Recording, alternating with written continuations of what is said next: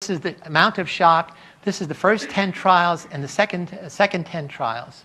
If you are individuated, you start at a low level and you stay there. But we're interested in what is the effects of anonymity. In the de-individuated condition, you start at twice as high, and over time you shock more and more and more. We've done this study with masks. We've done this study throwing styrofoam balls rather than shock.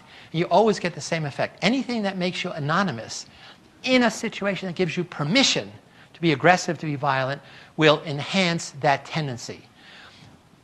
And the second thing is, once you get into shocking, once you get into hurting other people, it becomes self-reinforcing. And it increases more and more over time. It's kind of like a shark feeding frenzy. Does it make a significant difference? Again, we're going to go in the real world. If warriors change their appearance before going to battle, again, who cares about college students in hoods shocking other college students? Anthropologists ask this question. Does it make a difference in how they treat their victims if they change their appearance before going to battle or not? Well, we know in many cases they don't. You just go to war. You don't change your appearance. But in other cases, you do as in the Lord of the Flies. You paint yourself. You put on masks. And in most civilized nations, we put men in military uniforms. It has the same exact effect. So what's the difference? If you don't change your appearance, well, I should say there are 23 different cultures that he found, 2 bits of data. Do they change their appearance or not?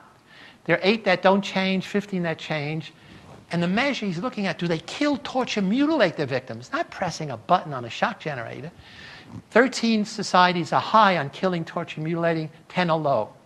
So if they don't change their appearance, only 1 of 8 cultures do this.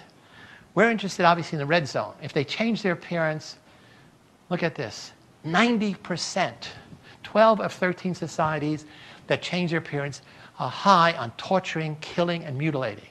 So in fact, that little study in NYU has dramatic parallels in the real world. So it's culture. Culture has wisdom. It says if you want young men to kill other young men in war, put it back up. If old men want to send young men to kill other young men in war, that's what all war is about. The only thing that's different is whether it's for turf or for oil or things like this. Then you put them in a uniform. You change their appearance, and it makes it easier for them to do it. Uniform also makes them all behave the same. You take away individuality. But now when the war is over, whether you win or lose, you know what? You have to give the uniform back. Because we don't want you to come home and be a killer. We want you to go back to being a good little boy. This leads us to the Stanford Prison Experiment, which I did back in 1971.